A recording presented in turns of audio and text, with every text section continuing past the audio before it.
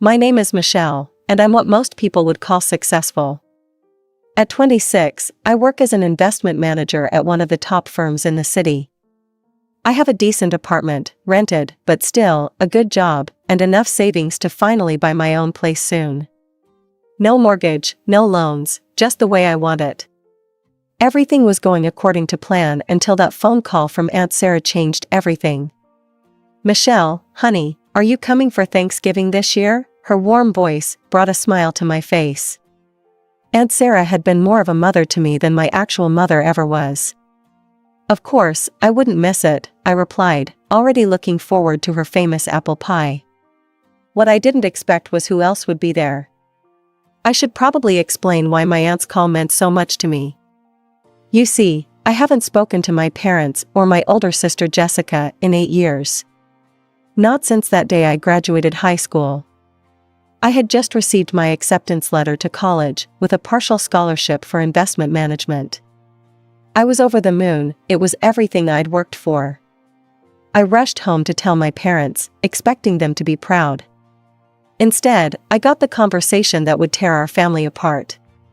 "We can't pay for your college, Michelle," Mom said, not even looking up from her magazine. "Your sister's getting married soon, and we need all our savings for her wedding." "But what about Grandma's money?" I remember my voice shaking. "She left it specifically for my education, you promised her." Dad shifted uncomfortably in his chair. "Things change, honey. Jessica's wedding is more important right now. You'll figure something out." That's when everything I'd been holding back for years came pouring out. More important? Just like everything else about Jessica has always been more important. The argument that followed was ugly. Years of feeling second best exploded into accusations and tears. I packed my bags that night and went to the only person who had ever treated me fairly, Aunt Sarah. She took me in without hesitation. What I didn't know then was that she had been saving money for her own son's education. But he had died in a car accident a few years before, and she offered that money to me. I only accepted on the condition that I would pay her back every penny once I graduated and got a job. Those college years were tough. I worked part-time at a cafe while maintaining my grades and scholarship. But I made it through, landed a job at a prestigious investment firm, and 2 years later, paid back every cent to Aunt Sarah. Life was good. I had my independence, my career was thriving, and I had carefully avoided any contact with my family. Until that Thanksgiving invitation. I almost dropped the pumpkin pie I was carrying when I walked into Aunt Sarah's house that Thanksgiving. There they were, my parents, my sister Jessica, and her 2 kids, ages 6 and 3, all sitting in the living room like they belonged there. 8 years of carefully avoiding them, gone in an instant. "Michelle," Aunt Sarah rushed to help me with the pie, her eyes apologetic. I didn't know they were coming, they just showed up. I stood frozen in the doorway, my heart pounding. Mom looked older, with more gray in her hair than I remembered. Dad had gained weight. Jessica, well, she still looked like the golden child, even with 2 kids hanging off her arms. "I need some air," I managed to say, turning around and heading straight for the back porch. The November air was cold, but I barely felt it. My hands were shaking as I gripped the railing. "Michelle," Mom's voice behind me made me stiffen. "Can we talk?" 8 years of silence, and now you want to talk. I didn't turn around. "Why are you even here?" I heard her footsteps on the wooden boards as she came to stand beside me. "Because we were wrong. Your father and we've spent years feeling guilty about what we did. We want to make things right." "Then why didn't you call? Write, email, anything?" The words came out sharper than I intended. Mom's eyes filled with tears. "Because we were ashamed. So ashamed. We kept telling ourselves we'd reach out, but the more time passed, the harder it became. When we heard you'd be here for Thanksgiving, we knew it might be our only chance to see you face to face. To tell you how sorry we are. For everything." I stood there, my mind racing. Part of me wanted to scream at her, to list every single time they'd made me feel less important than Jessica. Another part Well, another part noticed how tired she looked, how her hands trembled as she spoke. I need time to think, I finally said. It's a lot. Of course, she nodded quickly, take all the time you need. We'll be here when you're ready.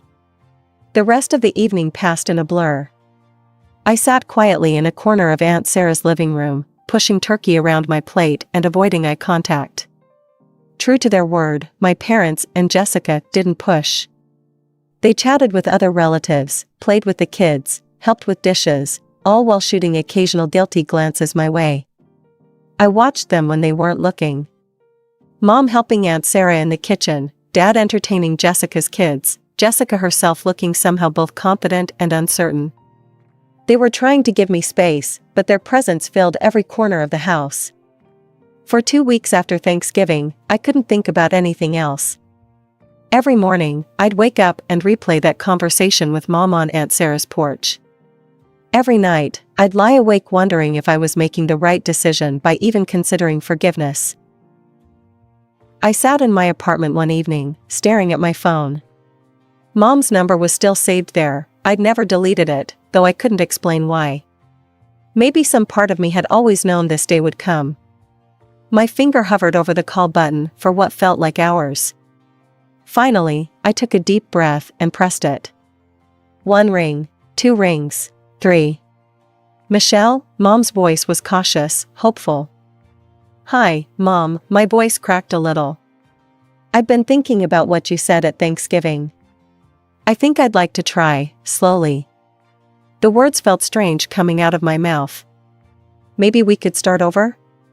That's how I found myself standing outside my childhood home a week later, clutching a bag of carefully chosen gifts. Nothing expensive, just thoughtful items I'd picked up, a scarf for Mom, a book Dad had mentioned wanting years ago, some educational toys for Jessica's kids. The house looked smaller than I remembered, and definitely more worn. The paint was peeling in places, and the garden that Mom used to tend so meticulously was overgrown. This wasn't the pristine suburban home I'd grown up in. Before I could ring the doorbell, the door flew open. Mom stood there, looking nervous but happy. You came. I came, I nodded, stepping inside. The interior was just as telling as the exterior. The furniture was the same from 8 years ago, but now showing obvious wear. The walls needed a fresh coat of paint, and the carpet was threadbare in places. Dad emerged from the kitchen, looking uncertain. Jessica was there too, her kids hiding behind her legs. I handed out the gifts, watching their faces as they opened them. Mom's eyes welled up when she saw the scarf, and Dad actually smiled at the book. Over dinner, Mom had made my favorite lasagna from childhood. The truth about their lives emerged. Jessica's marriage had ended badly 2 years ago, forcing her to move back home with the kids. Mom's health problems had reduced her to part-time work at the library, and Dad had been forced to take a lower-paying position after his company downsized. How about you, Michelle? Jessica asked carefully, pushing her food around her plate. How's work? Good, I replied, trying to keep my tone neutral. I'm at Morton & Associates now. It's a large investment firm downtown.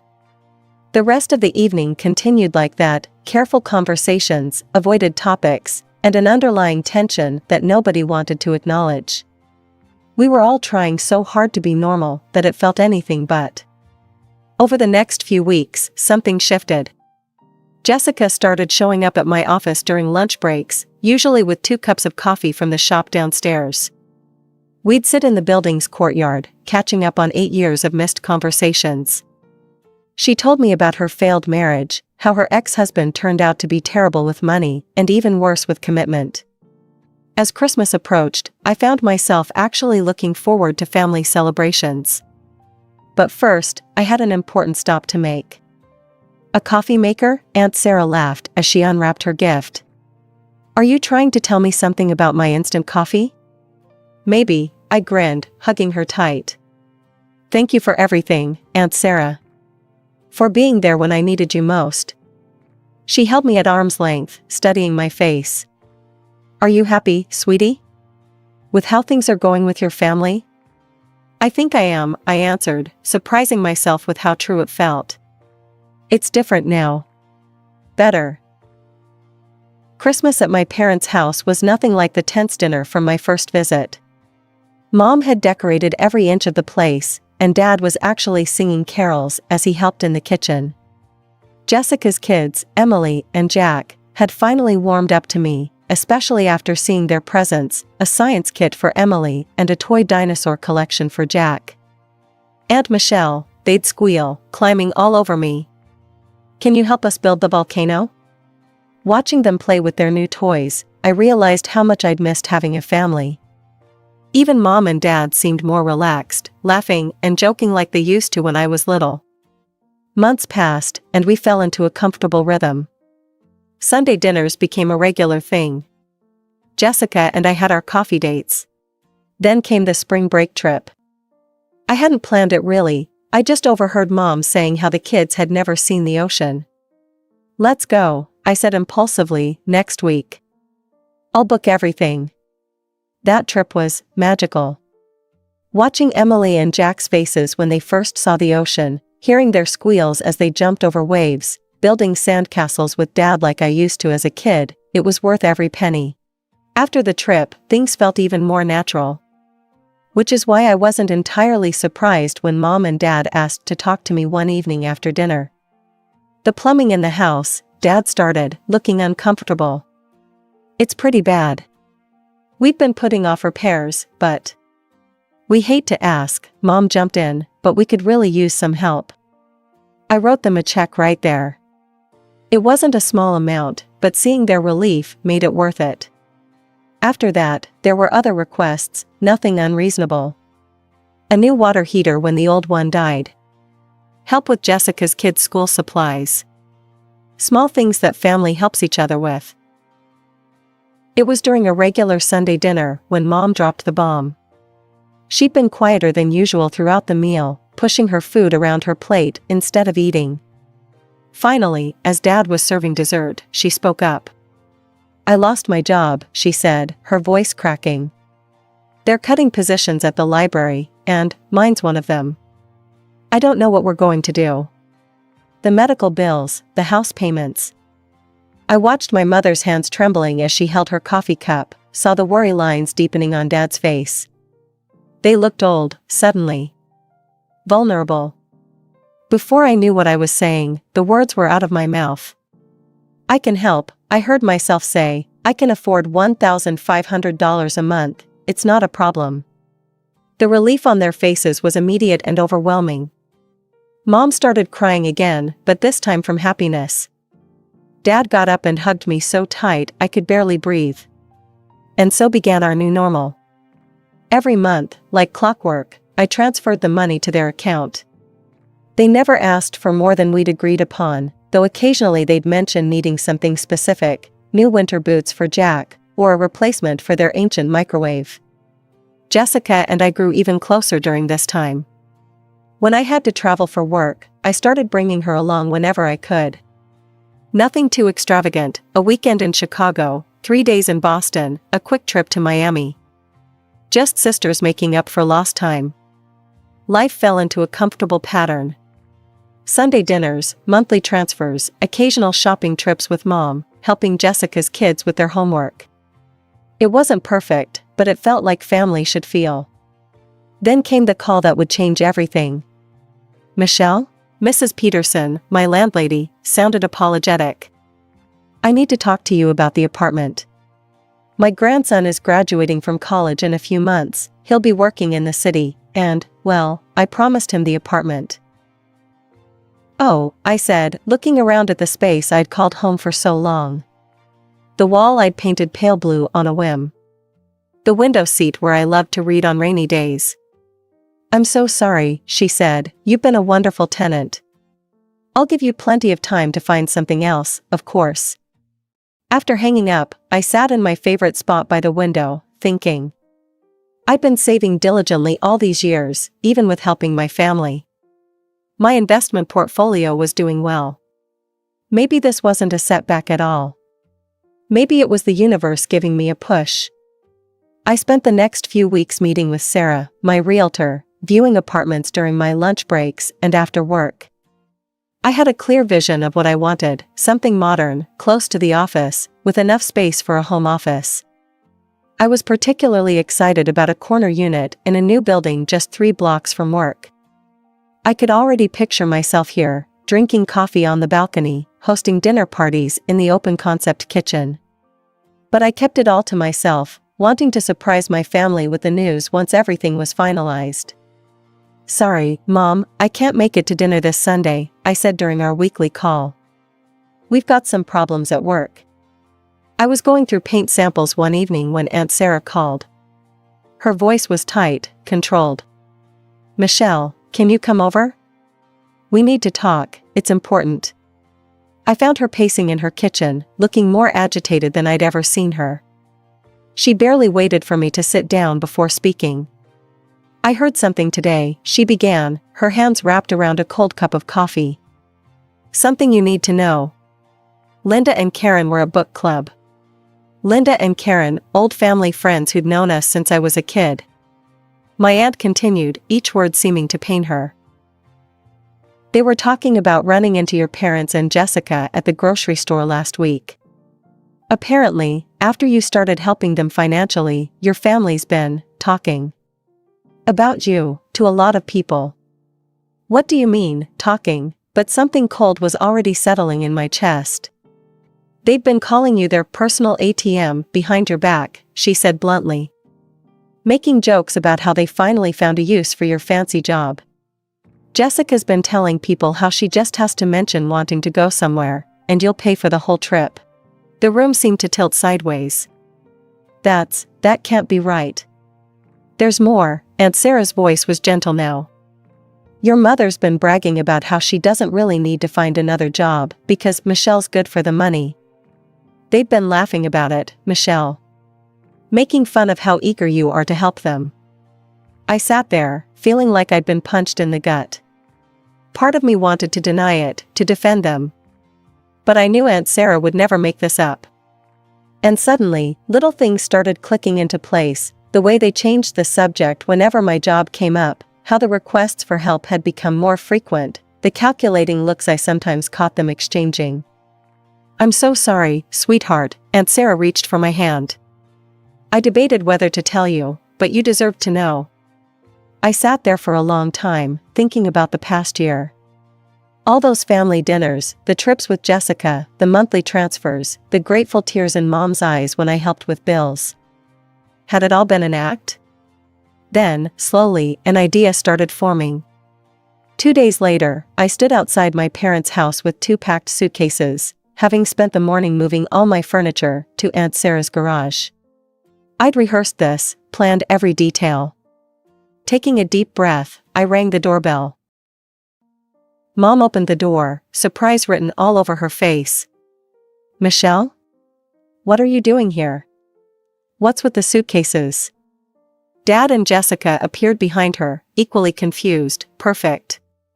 I let my lower lip tremble, blinking rapidly as if holding back tears. "I got fired," I choked out. "There were budget cuts, and they found some mistakes in my work. They're making me pay back bonuses. I can't afford my apartment anymore. I was hoping, maybe I could stay here? Just for a few months until I get back on my feet." The silence lasted exactly 3 seconds before Mom's concerned expression transformed into something ugly and unfamiliar. "Does this mean you won't be sending us the monthly money anymore?" she demanded, all pretense of sympathy gone from her voice. I felt my heart crack a little, even though I'd been expecting this. "No, Mom, I won't have any extra money for a while." Jessica stepped forward, her face flushed with anger. "What about our Europe trip next month? The one you promised to take me on?" My hands were shaking, but I forced myself to maintain the act. I simply shook my head, looking at the floor. That's when all hell broke loose. "You stupid, irresponsible girl," Mom's screech made me flinch. "How could you let this happen? What kind of investment manager gets fired?" Dad joined in, his face red with rage. "We should have known you'd screw this up. Just like you screwed up everything else." "You can't stay here," Jessica spat, grabbing my suitcases. "There's no room, and I'm not sharing my space with a failure." I watched in stunned silence as my sister dragged my luggage to the front porch and dumped them outside like trash.